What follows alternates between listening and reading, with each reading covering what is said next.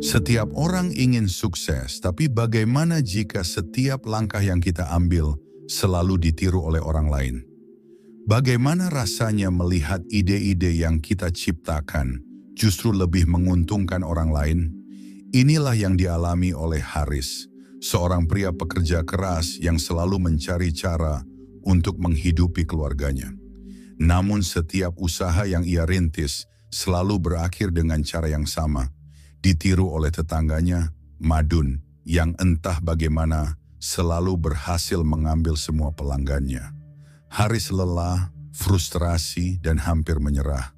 Hingga suatu hari, istrinya memberikan sebuah ide yang tak biasa, sebuah rencana yang tidak bisa ditiru begitu saja.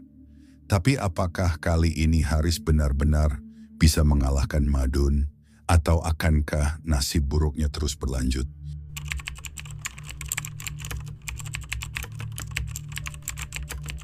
Di sebuah desa kecil, hiduplah seorang pria bernama Haris bersama istri dan dua anaknya. Haris adalah pekerja keras yang selalu mencari cara untuk menghidupi keluarganya dengan menjalankan berbagai usaha. Namun, entah mengapa, setiap bisnis yang ia mulai selalu gagal. Masalahnya bukan karena Haris tidak cakap atau malas, tetapi karena seorang tetangganya, Madun, selalu meniru usahanya dan entah bagaimana berhasil menarik lebih banyak pelanggan.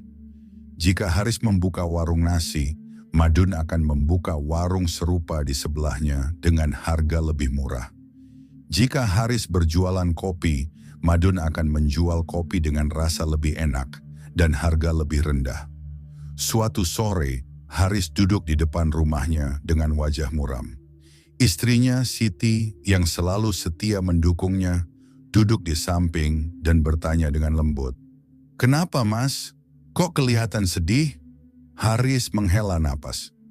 "Apalagi kalau bukan soal Madun. Setiap usaha yang aku jalani, dia pasti ikut-ikutan dan entah bagaimana selalu lebih sukses. Aku nggak tahu harus berbuat apa lagi." Siti berpikir sejenak, lalu berkata, "Coba jual labu saja, Mas. Labu gampang ditanam, dan belum ada orang yang menjualnya di pasar." Merasa ide itu bagus, keesokan harinya Haris membeli gerobak penuh labu segar dan mulai berjualan di pasar. Awalnya, banyak orang tertarik karena labu-labu Haris memang berkualitas. Ia pun pulang dengan senyum lebar dan uang lebih banyak dari biasanya. Namun kebahagiaan Haris tidak berlangsung lama.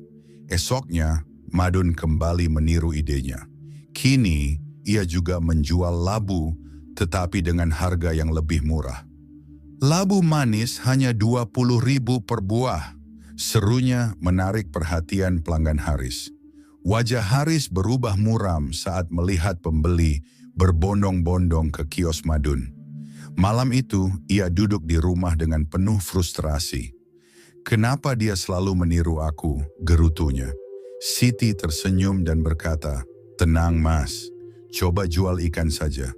Tidak semua orang tahu cara menangani ikan segar, dan mungkin ini akan berhasil." Dengan harapan baru, keesokan harinya Haris pergi ke pasar ikan, membeli ikan segar, lalu kembali berjualan.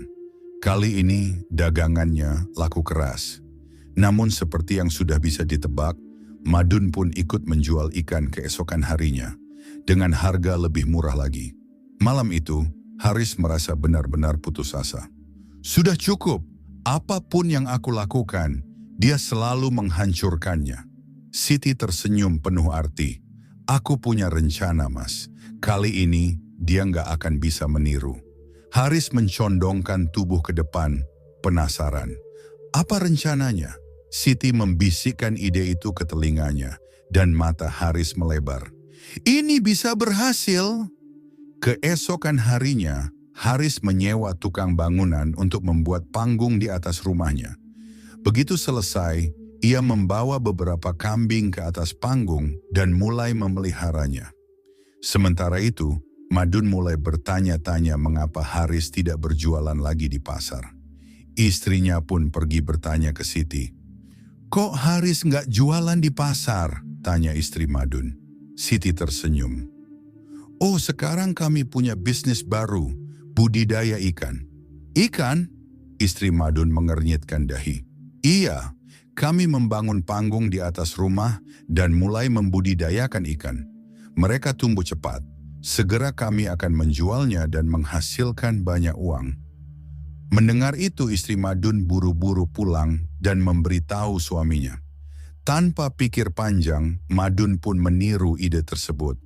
Ia membangun panggung yang lebih besar di atas rumahnya dan membeli lebih banyak ikan daripada Haris. Namun musim hujan tiba.